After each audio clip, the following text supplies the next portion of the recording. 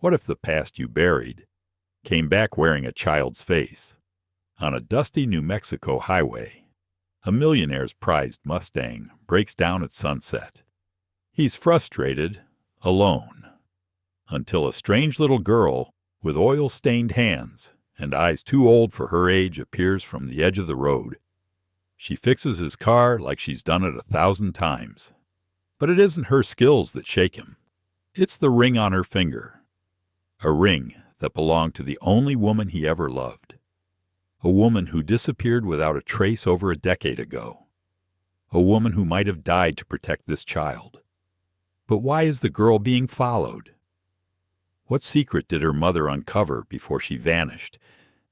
And is this man truly ready to face the truth? Or will he repeat the same mistake that cost him everything? This isn't just a story about redemption. It's a story about what we owe to the ones we left behind.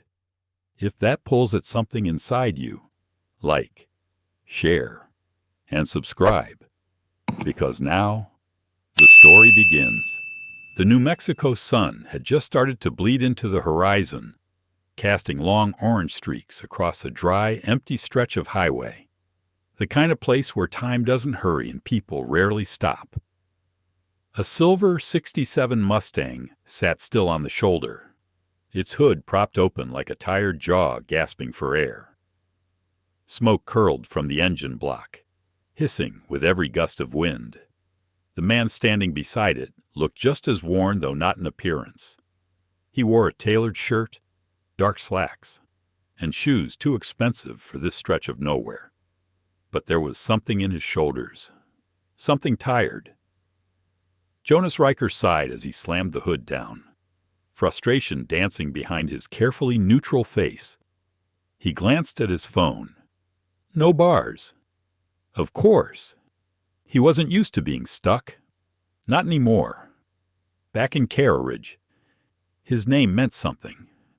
Tech innovator, angel investor, a man who made his first million before 30 and left a trail of broken mergers and bigger buyouts in his wake. But out here, in the dust and dusk, none of that mattered. He was just a man with a broken car and nowhere to go. Then he heard it. Footsteps. Small. Barely a whisper on gravel. He turned quickly, instinctively guarded. And there she was. A girl, maybe 10 years old, standing at the edge of the road. Her clothes were faded and stained, an oversized flannel shirt hanging over patched jeans. Her backpack looked like it had survived a war, and slung across one shoulder was a toolkit held together by duct tape. She tilted her head slightly as she approached, eyeing the Mustang like it was a puzzle she couldn't wait to solve. "Overheating?" she asked plainly, voice clear and steady. Jonas blinked. "Excuse me." She didn't answer right away, just walked up to the front of the car and peered beneath the slightly ajar hood. "Looks like a busted thermostat. Maybe a lower hose leak, too. Can I check?" Before he could respond, she was already on her knees, hands moving with practiced ease. Jonas almost stopped her, but something in her movements, calm, methodical, precise, made him pause. She wasn't guessing. She was diagnosing. He stepped back. "Name's Sadie," she said over her shoulder. "Sadie Quinn." Jonas frowned. "That's your kid?" "Yep. Used to be my mom's. She taught me this stuff before." She trailed off.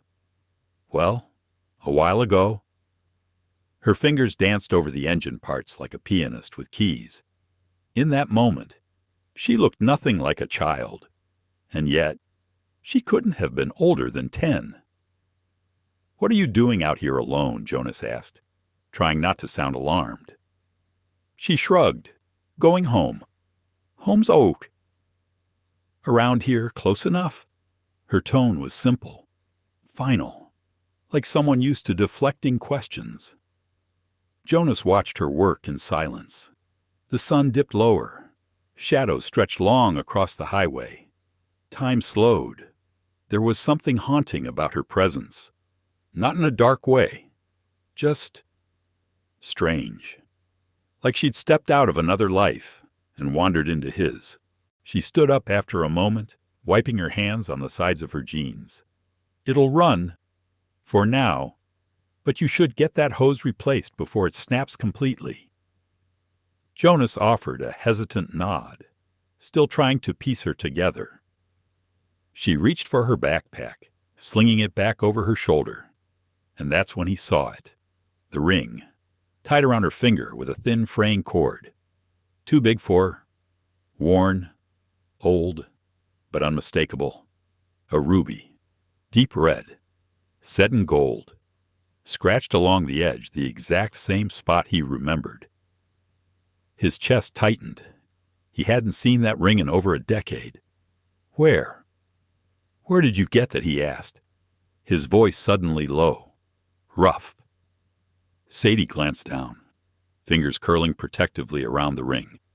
It was my mom's. She said it saved her life once. Jonas stepped closer, slowly. Do you know where she got it? Sadie hesitated. Her eyes flicked up to his. Brown, steady, familiar in a way that made Jonas's heart pound.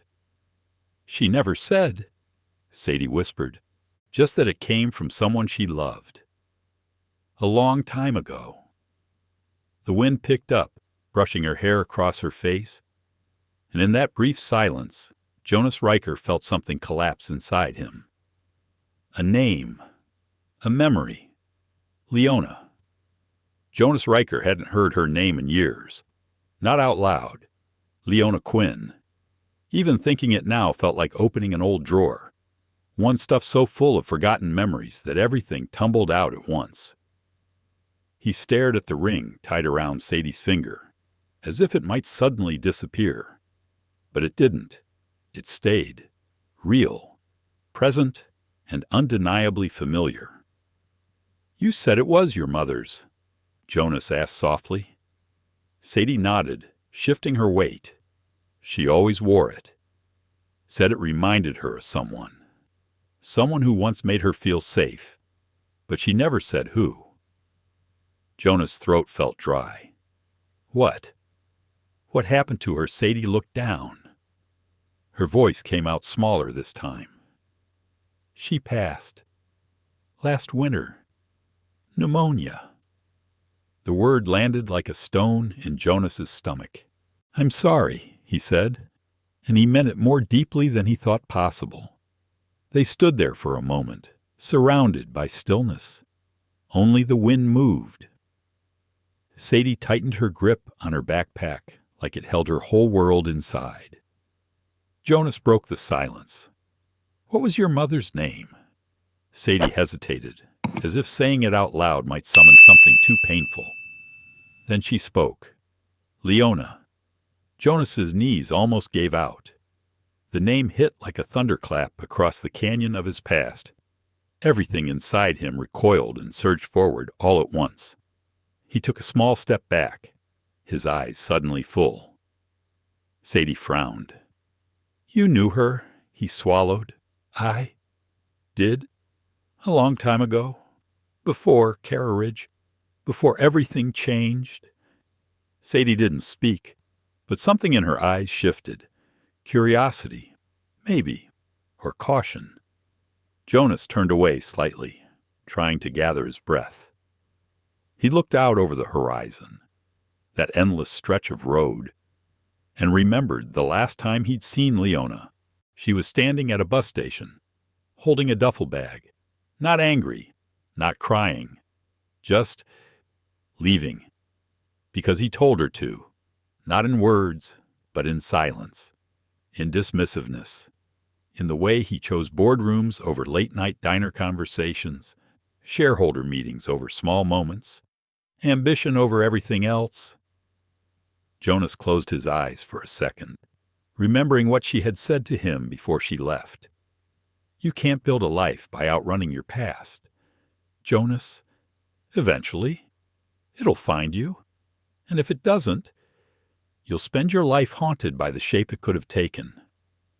He had laughed then, not cruelly, just nervously, like a man afraid of what she saw in him. And now, here he was, face to face with what she'd left behind. Sadie, her daughter, and maybe his Jonas. Opened his mouth, but nothing came out. The thought was too big to hold, too fragile to say aloud. Sadie was looking at him again. "Are you okay?" she asked, voice gentle. He nodded, slowly. "Just a lot to remember." She looked down at her ring. She used to touch it whenever she was scared, or quiet, like it helped her hold on to something. Jonas crouched down slightly, now at eye level with her. He studied the fraying cord tied around her finger, how it looped through the ring like a tether to another life. "She didn't keep much," Sadie added. "But this, she made me promise to never lose." Jonas forced himself to speak. "Where did you and your mom live?" "In a trailer," she replied, "behind the old shipping yard on Larch Road. She worked nights, fixed things for people, mostly scrap parts, engines. Sometimes she taught me." Jonas's brow furrowed. Larch Road. He knew that place. Or at least, he thought he did. Years ago. He had sold a plot of land near there, dirt cheap, assuming no one could do anything with it. Now he realized what she had done with it. She had built a life. Quiet. Hidden. Far from him. And he had never gone looking. "I didn't know she was still in Carriage," he murmured. Sadie shrugged. She didn't want to be found. Jonas nodded slowly. The weight of guilt began to thicken in his chest. All those years. All those nights he stared at city skylines, convincing himself that Leona had moved on, forgotten him, maybe even hated him, when really, she had been right here, raising a daughter, fixing engines, and holding on to a ring that once belonged to him. The sun had dipped beneath the hills now, and the sky bled into a blue so deep it looked like ink. The Mustang sat quiet behind them, still broken, yet somehow less important now. Jonas stood and took a deep breath. His voice was soft, almost reverent. "Sadie, would it be all right if I asked you a few more things about her, about you?" She didn't answer right away. Then, slowly, she nodded. "As long as you don't lie to me." Jonas looked at her. Really looked. "I won't," he said. And for the first time in a long, long time, he meant it. The road into Carriage was nearly empty as Jonas drove the sputtering Mustang down its faded lanes. The engine was still limping, but Sadie's quick fix had done enough to keep them moving. The silence in the car wasn't awkward, just full, like two people sitting inside a question they didn't know how to ask yet. Sadie stared out the window, her expression unreadable. She hadn't said much since their conversation about the ring. Jonas tried to focus on the road, but his thoughts kept drifting backward. Leona. He could still picture her, years ago, in a cluttered apartment filled with coffee mugs, engine parts, and wild ideas. She never fit into Jonas's world of high-rises and clean lines. She wasn't interested in IPOs or venture capital. She wanted real things, things that lasted, things that mattered, and he had walked away from all of it. For what power recognition now? None of it felt real, not compared to the girl sitting beside him. "Did your mom ever mention me?" he finally asked. Sadie hesitated. "Not by name, but I knew there was someone." Jonas nodded slowly. "We were close. Once. She never talked bad about you," Sadie said quietly. "Just quiet. Like she missed something she couldn't explain." Jonas tightened his grip on the wheel. Silence filled the car again until Sadie broke it. "There's something I want to show you." He glanced at her. "What is it?" My mom used to hide things. Papers, notes, tools. She said they were important, that if anything ever happened to her, I should keep them safe. Jonas' chest tightened. What kind of things? Sadie looked at him, her voice suddenly small. She was scared, not of being poor or sick, but of people. She said some men wanted what she found out, said they didn't forget. Jonas didn't speak. He couldn't. They drove past the edge of town, where broken fences lined the industrial district. Eventually, Sadie pointed to a narrow alley between two abandoned warehouses. There, she said. Jonas turned the wheel. The Mustang groaned, but complied. Behind a rusted fence, nestled between dumpsters and forgotten pallets, stood a small aluminum trailer, its roof patched with mismatched sheet metal. It looked like it could be blown over by a strong wind. Sadie jumped out before the car had fully stopped. Jonas followed, stepping cautiously, unsure of what to expect. The inside was dim, but surprisingly organized. A fold-out bed, a chipped kitchenette, and a desk made from an old car hood. There were engine manuals, scribbled diagrams, and paper folders stuffed into cookie tins. Sadie moved with purpose, reaching into the bottom of her backpack and pulling out a small metal box. She placed it on the table and opened it. Inside papers, a photograph, a notebook worn with time, and tucked beneath it all, a USB drive. She told me to only open this if I met someone named Jonas, Sadie said. Jonas felt like the air had thickened. His hands trembled slightly as he reached for the photograph. It was Leona, younger, smiling, holding a baby in her arms, and beside her was him, his younger self. They looked happy, honest, like people who didn't yet know how fragile love could be. She took that the day she left. Sadie said one day I might need to remember who she was before the fear started. Jonas blinked hard, trying to stay steady. He picked up the USB. Do you know what's on this? Sadie shook her head. I think it has to do with the place where she used to work. She stopped going after she found something big. Then we moved here. She never said why. Jonas stared at the drive in his hand. A growing unease rippled through him.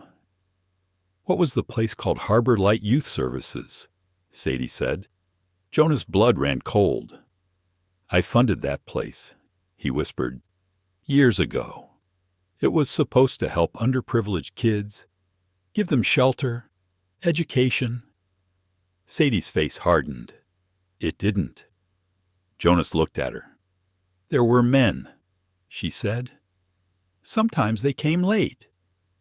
My mom said they were from a logistics company. Something about shipments that didn't match inventory logs. She said they used fake IDs, that someone high up was helping them. Jonas leaned against the wall. His hands were cold. Did she ever say who? No. Just that she stopped trusting anyone. Said your name once, but only in a whisper. Jonas turned toward the door, staring into the darkening sky.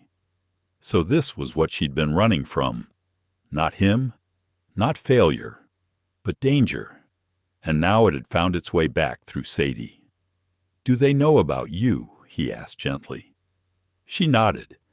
They saw me once. The men. A black car. Always around sundown. They tried to call me over.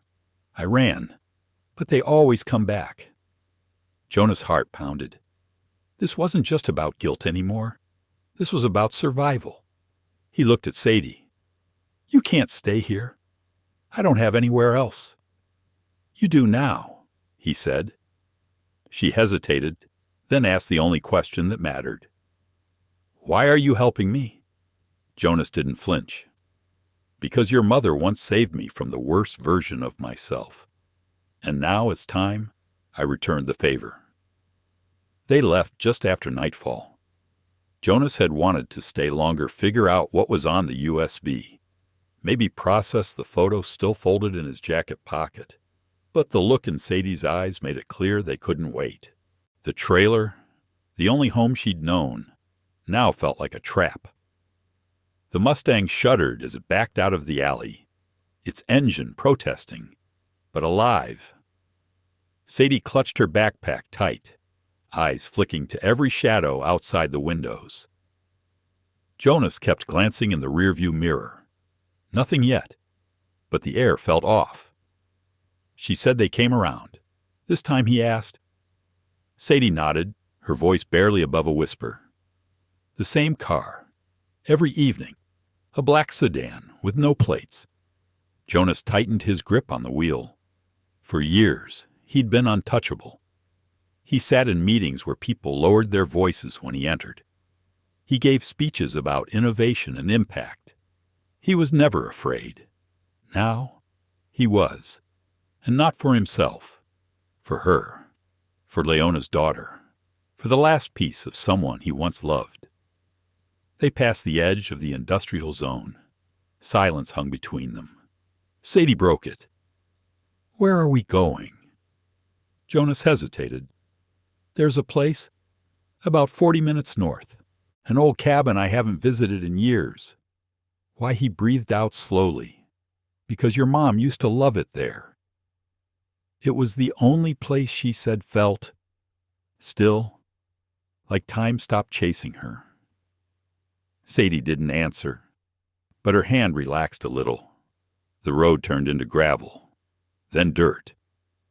Jonas followed the trail by memory, headlights cutting through trees twisted by age, and then a sound.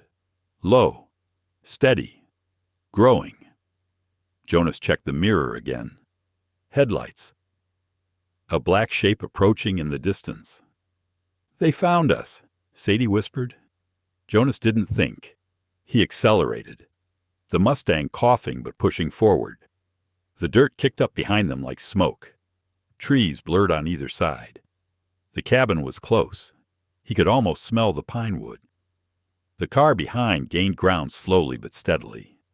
Then came the first flash of high beams. Quick, aggressive, a signal. Jonas didn't look back. Sadie held the dashboard, her face pale. Why are they following me? Jonas clenched his jaw. Because your mother found out something. Something they didn't want anyone to know. And now they think you might have it. The USB, she asked. Maybe they're just tying up loose ends. Sadie turned her head slowly, staring at him. Do you know what they did? Jonas' silence was answer enough. Moments later, the cabin came into view. Small, dark, forgotten, but still standing. Jonas jerked the wheel, sending the Mustang up the rocky path. They skidded into the clearing. The black sedan didn't follow yet. It slowed. Parked halfway up the road. Jonas killed the engine, and for a second, nothing moved. Only the trees whispered. Sadie jumped out first. Jonas followed, grabbing the backpack and the USB. They hurried inside. The air was musty, cold, but it felt like memory. Sadie stood in the center of the room, eyes scanning the shadows. She came here often. Jonas nodded, locking the door. Every fall. Said this was the only place that didn't feel borrowed. He checked the windows, pulled shut the curtains. No signal on his phone. Of course. We're cut off, he said. Sadie sat on the couch, still clutching her pack. What happens now? Jonas didn't answer. Not immediately. He stared at the USB, turning it over in his hand. He could still walk away, still pretend he didn't know. But then, what let this child become? Just another secret swallowed by a system that chooses not to see. No, not this time. Not again. He knelt beside Sadie. I don't know exactly what your mom found, he said quietly. But whatever it was enough to scare people who don't usually get scared. Sadie looked down. She never told me much, just that I had to be careful, that she made enemies by asking questions. What kind of questions about Harbor Light? About shipments? About kids who came and left too fast? Jonas felt the blood drain from his face. Children? Of course. She said it went deeper than anyone thought. Sadie added that someone at the top knew. Someone powerful. Jonas looked out the window toward the road, where the black sedan had vanished but the threat hadn't. Tomorrow, he said, we go to the source, to Harbor Light. If there's anything left of your mom's work there, we'll find it.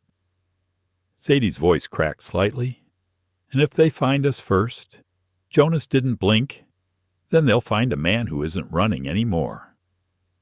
She watched him carefully. There was something different in his tone. Not just conviction, not just regret. Resolve. Sadie nodded once, then, quietly. She reached into her backpack and pulled out a folded cloth. Inside it a handkerchief, embroidered with faded initials J.R. Jonas' breath caught. She kept it. He whispered. Sadie looked up. She said, if I ever found you, I'd know. Not because of this, but because you'd try to fix what you broke. Jonas closed his eyes. The words hurt, but they also held something he hadn't felt in years. Hope. Dawn came quietly. Pale light filtered through the cracks in the shutters, settling on dust particles that danced in the air like forgotten thoughts. Sadie was still asleep, curled on the old couch beneath a blanket Jonas had found in the cabinet. Her face looked younger in sleep, softer, but the ring around her finger still gleamed faintly, a reminder that even in rest, the past stayed close. Jonas stood in the corner of the cabin, staring at the old laptop he'd pulled from the storage box. Miraculously, it still worked. The USB drive sat in the port. He hadn't opened it yet, not because he was afraid of what he'd find, but because he already knew it would change everything. His finger hovered above the touchpad. Then, with a slow breath, he clicked. A folder opened. Inside one video file, a few scanned documents, and a single Word document titled, For Jonas. If it's ever safe. He clicked the video first. The screen flickered, then lit up with grainy footage. It was handheld, shaky. The timestamp read 3 years ago. Leona's voice came first, quiet but steady. It's late. I'm recording this in case something happens. The camera turned. She was inside a building. Dim lights, concrete floors, metal shelving. Then the angle shifted.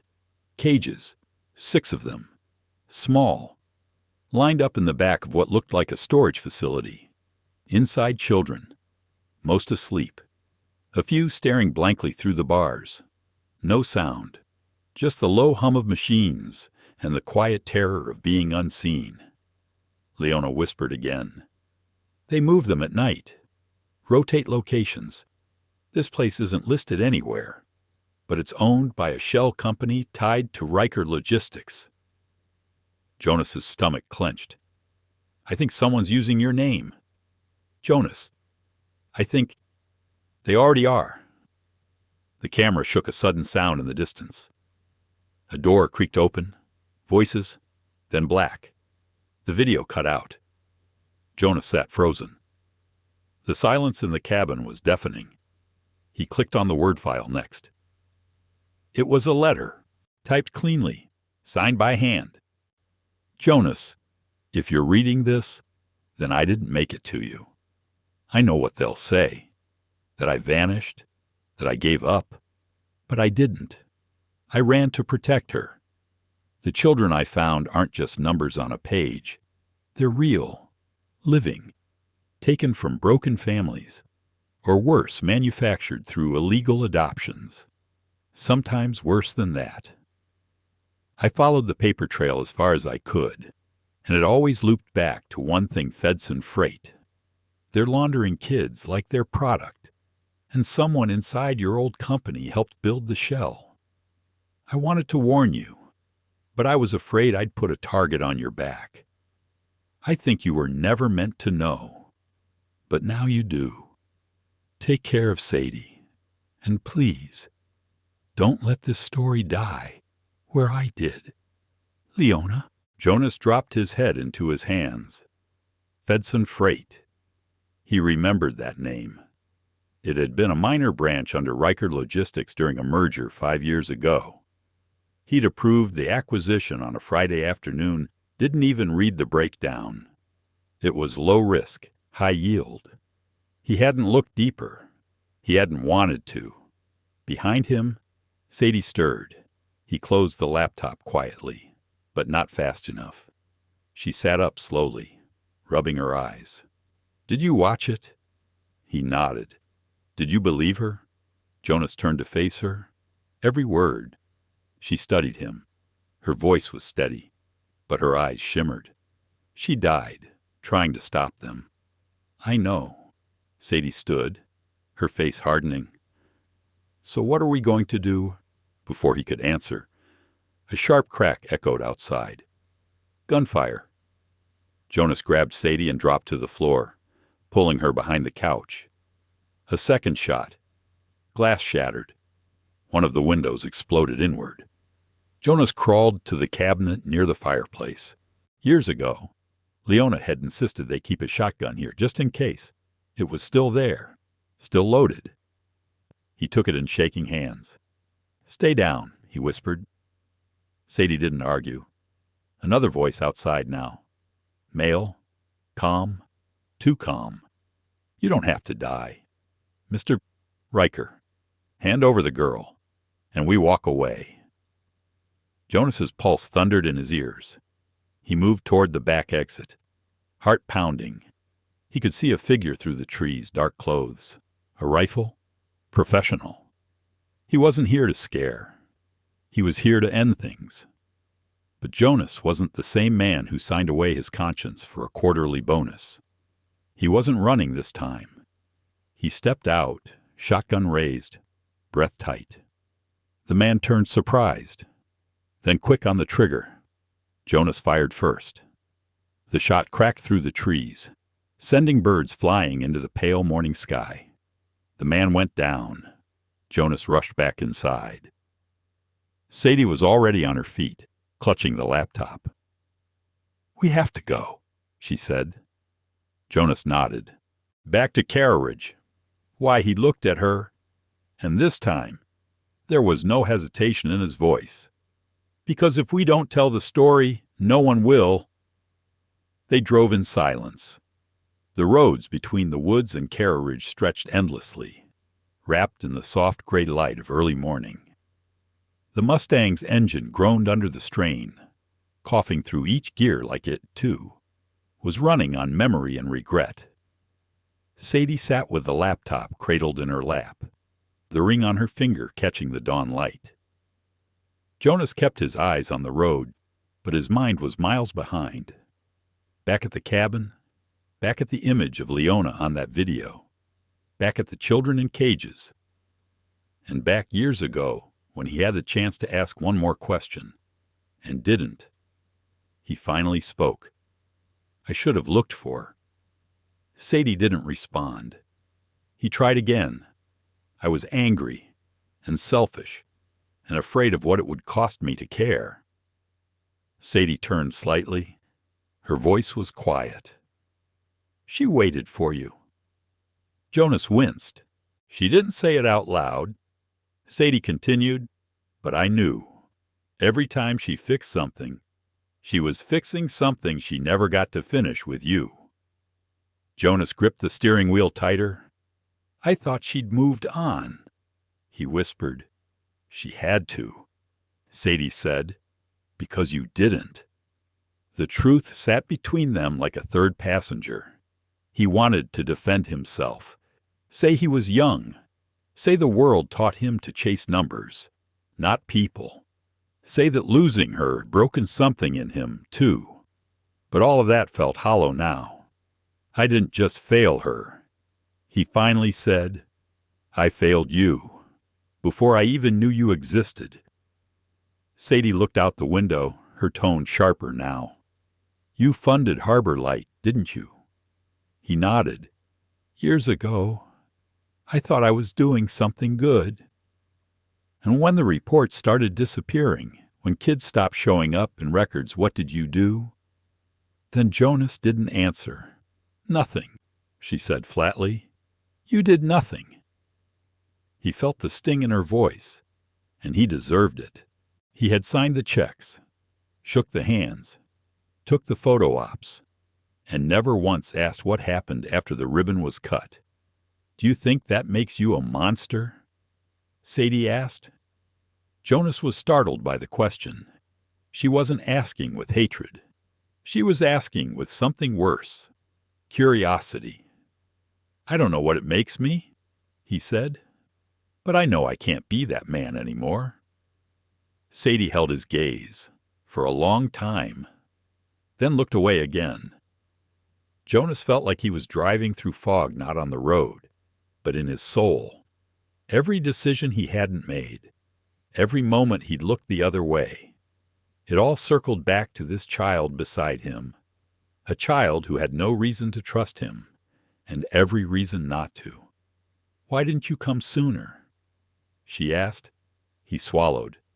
Because I convinced myself she'd be safer without me, and because if I found her again, I'd have to face what I let happen. Sadie was quiet for a long time. Then she loved you. Jonas blinked. She didn't say it a lot. Sadie continued, but it was there, in the way she talked about your laugh, about how stubborn you were. She said you always wanted to fix broken things, except yourself. Jonas felt the words crack something open. She said she left so you wouldn't have to carry her pain, Sadie added. But I don't think she realized. She took something from you, too. Jonas nodded slowly. She took everything. They drove for a while longer, neither of them speaking. The city skyline at Carra Ridge began to rise in the distance, but the closer they got, the heavier everything felt. Jonas pulled onto a quieter side street and parked. He turned off the engine. You don't have to forgive me, he said, but I need to say it anyway. Sadie looked at him. I'm sorry, Jonas said, for not being there, for not knowing you, for not protecting her when she needed me most. Sadie stared at him, then reached into her backpack and pulled out her mother's notebook. She said something once. When I asked her why people leave, Jonas leaned in. She said, we don't choose who we love, Sadie, but we choose what we do with it. Sadie handed him the notebook. Now you get to choose. Jonas took the book in trembling hands. The pages were worn, filled with sketches, access codes, locations, patterns of movement. This wasn't just a notebook.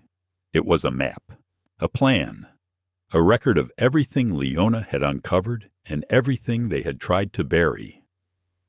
Jonas met Sadie's eyes. I'm not going to run again. She didn't smile, but she nodded. Just once, and for the first time, he believed it might be enough. They didn't wait until dark. That was the plan. Strike in daylight when no one expected it, when the world looked too normal for secrets to thrive. Jonas had called in one last favor, a contact from his journalism days, a woman named Talia Monroe, now running a small independent news blog with a global reach, one that didn't play by corporate rules. She answered on the first ring. Talia, I need you to set up a live broadcast link. Secure, encrypted. If I don't ping you in 30 minutes, push it live anyway. Her voice was calm, but cautious. You're not built for underground revolutions. Jonas, I'm not. But I owe someone who was... A pause. Then Link will be ready in 10. Send your signal when you're inside. Jonas hung up. Sadie zipped her mother's notebook into her jacket, eyes steady. She wore her hair tucked under a cap. Her expression said everything. She wasn't scared. She was ready. They parked the Mustang in a crumbling alley behind an old brewery. Across the street stood Fedson Freight's South Carriage Depot, just one of a dozen logistics buildings in the company's network. But this was different. It was the one Leona had drawn in her final sketches. Sadie led them to a rusted fence, crouching low. She pointed to a drainage grate tucked behind pallets. "This is it," she whispered. "Maintenance access. No cameras. How do you know it's still unlocked?" "I don't..." Jonas raised an eyebrow. Sadie grinned faintly. "Guess we'll find out." The grate took effort. Years of rust and neglect held it tight, but eventually it gave. They slipped inside, crawling through a narrow tunnel of iron and mildew, following the light of Jonas's phone. Every sound echoed. Every drip of water felt like a warning. After what felt like hours, they reached a hatch.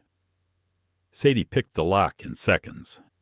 They emerged in a sub-basement lined with forgotten crates and broken shelves. The notebook came out. Sadie flipped through pages, fingers landing on a hand-drawn map. A red circle around the back corridor. "That way," she said. Jonas held up a small transmitter, already blinking green. "Talia has the signal," he whispered. "If anything happens, the world will see it." They moved quickly, through narrow halls, past locked offices, past silent cameras they hoped were asleep, and then they reached it. A room lit too brightly, sterile, glass walls, metal beds, children, sleeping, or pretending to. Jonas froze. His heart climbed into his throat. No cages this time. But it didn't matter. These children weren't safe. They weren't home. They were inventory. Sadie pulled out the hidden camera sewn into her hoodie and whispered, "We're live." They swept through the room in silence, capturing faces, beds, files on desks with codes and shipping logs. And then, a voice. From behind glass, slow, measured, unshaken. "Well, well, Jonas Riker. The boy king returns." Jonas turned. Behind the glass stood a man in a lab coat, tall, older, hands folded like he was posing for a painting. "Do I know you?" Jonas asked coldly. The man smiled thinly. "You knew my signature. On every logistics deal you signed off on. I was your compliance officer once. Before you got bored and left your empire to the wolves." Sadie's eyes narrowed. "I'm the one who made the numbers add up," he said flatly. "While you sipped whiskey with your investors." Jonas stepped forward, fists clenched. "You used my company to traffic children?" "No," the man said calmly. "I optimized your company. You just refused to look." He gestured to the children. "This isn't cruelty. It's supply and demand. Some are sold. Some are used for data. Some... Well, you wouldn't understand. You're a visionary, not a realist." Sadie reached into her jacket, trembling with rage. "You killed my mother." The man didn't flinch. "She should have stayed quiet. She would have lived longer." Jonas felt the burn rise in his chest. He turned to Sadie. "Now," he said. Sadie hit the trigger on the transmitter. Outside. They couldn't hear it, but around the world. The feed began streaming. Faces, rooms, logs, and then the man himself. "Truth," Jonas said quietly, "doesn't need a podium. It just needs to be seen." The man's smile faded. He stepped back. A siren began to wail from somewhere above. Doors hissed. Locks slid into place. "You won't leave this place alive," he said. Jonas looked at Sadie, then at the children. "No," he said, "but we'll make damn sure the world knows why." He reached into his coat and pulled the final trick from Leona's notes, a pocket-sized EMP trigger, cobbled together from spare parts and genius. He flipped the switch. Lights flickered. The hum of machines died. Doors groaned open, and across the facility silence, until the first child whispered, "Is it over?" Sadie stepped forward, tears in her eyes. "Yes, it's over." And in that moment, in the quiet after truth, everything began to change. Sirens came later, not the kind that warned, the kind that arrived after, the kind that looked around at broken locks, blinking children, and hollow-eyed witnesses and said, "We're here now." By the time the authorities stormed Fedson Freight, the world had already seen everything.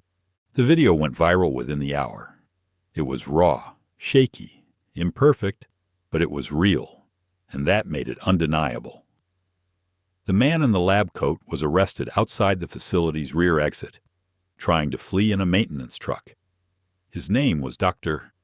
Malcolm Aves, a former Riker logistics executive whose trail had been buried beneath a stack of shell companies and blind trusts. Now, none of that could protect him. But for Jonas Riker and Sadie Quinn, this wasn't victory, it was aftermath. They sat outside the building, backs against the wall, watching as rescue teams gently lifted children into blankets and buses. Sadie didn't speak. She just held her mother's notebook tight against her chest. Jonas looked at her, unsure if he had the right to say anything. He was exhausted, not from the physical ordeal, though every bone in his body ached, but from the weight of truth. It was heavier than lies. He rubbed his hands together. They were trembling. "She would have been proud of you," he said finally, voice hoarse. Sadie looked at him. Her eyes were tired, but not empty. "I don't want to be proud," she said. "I just want her back." Jonas nodded. "So do I." They sat in silence for a while, as the sky brightened into a dusty gold. Later that morning, an Interpol officer approached, young, polite, sharp. He handed Jonas a file folder. These were recovered from Dr. Aves' encrypted backups. "Your name appears only on compliance authorizations, nothing actionable. If you want to walk away clean, you can." Jonas opened the folder. Pages of contracts, initials, financial records. So much paper, so many blind approvals. He closed it slowly. "And the others' arrests are underway," the officer said. "Some international, some more delicate. But thanks to your broadcast, no one can pretend it isn't real." Jonas nodded. That should have brought relief, but it didn't. It never would. Sadie was cleared to leave several hours later. A social worker explained her situation technically. She was a ward of the state. Temporary placement in a protective care facility was mandatory. "I don't want another place," she said firmly. The worker hesitated. "Well, if Mr. Riker is willing to petition for guardianship, there's a pathway, but it'll take time. Assessments, interviews, home visits." They both turned to Jonas. He didn't hesitate. "I accept." The worker blinked. "Even with everything." Jonas interrupted. "Every test, every evaluation, every sleepless night. I accept." Sadie didn't say thank you, but she didn't look away either. The following weeks were a blur. Press conferences, hearings, retired judges coming out of silence. Leona's footage was used as primary evidence in international investigations. Jonas gave up all legal shielding. He handed over every document, every communication. He refused to clean his image. He didn't want legacy. He wanted truth, every Sunday. Sadie visited her mother's grave, a quiet hill near the outskirts of Carriage. No polished stone, just a wooden marker with her name carved into it by hand. She always brought something. 1 week, a flower. Another, a note written in the margins of the notebook. Once, a tiny wrench from her mother's old kit. Jonas never said much. He just stayed close, because sometimes that's what it means to show up. Not with words, but with presence. 3 months passed, then 6. The judge finally granted Jonas temporary guardianship. Sadie didn't celebrate, but on the ride home, she turned on the radio and hummed softly to a tune Jonas didn't recognize. He asked about it. My mom used to sing it while she worked. She said something about the wheels turning forward, even when the road doesn't make sense. He nodded. They understood each other in the space between sentences now. That weekend, they returned to the cabin. The windows had been replaced, the roof patched. The old coffee mug still sat in the cupboard, cracked, but usable. Sadie unpacked slowly. She placed the notebook on the table, the handkerchief beside it, and the ring in a small glass jar. Jonas watched her. She moved with purpose now. Still a child, but carrying the kind of strength only survivors earn. He stepped outside to breathe. The air was cool, crisp. A world trying to restart itself. Sadie joined him. "Do you think it's over?" she asked. Jonas looked at the horizon. "No, but I think we're standing in the part where it begins again." She nodded. Then, after a moment, she said quietly, "My mom used to say, you don't get to choose where you come from, but you can choose where you're going." Jonas smiled, not big, but deep. "And where do you want to go?" Sadie thought. Then answered someplace with silence. But not loneliness. They rebuilt the Mustang together, piece by piece. Sadie did most of the work. Jonas just passed her the tools and made coffee the way Leona used to. One late afternoon, they took it out on the road, windows down, music low. The same road where they first met a lifetime ago, though it had only been months. And as the shadows stretched long across the pavement, Sadie looked over at him. "You're not who you were," she said. Jonas met her eyes. "And neither are you." They didn't say anything else. They didn't need to. Because sometimes the road forward isn't about destination. It's about who still rides beside you. Not every scar is visible. Some are carried in silence. In the way a child learns not to ask for help. In the way a man stares too long at a photo from a life he gave up. In the quiet spaces where love was once spoken, but never healed. This was never just a story about a little girl in a broken car. It was a story about second chances, about the courage to stop running, and about how even the smallest voice, when it speaks truth, can shake the world. But let's not forget the harder truth. There are still children being overlooked. Still systems that fail the vulnerable. Still people judged by the weight of their past instead of the strength of their heart. We owe them better. And maybe, if we choose to see, not just look, but truly see, we can be the difference they've been waiting for. If this story moved you, even just a little, please like, share, and subscribe, because more stories like this are coming, and sometimes the next one might be the one someone needs to hear. I'll see you in the next video.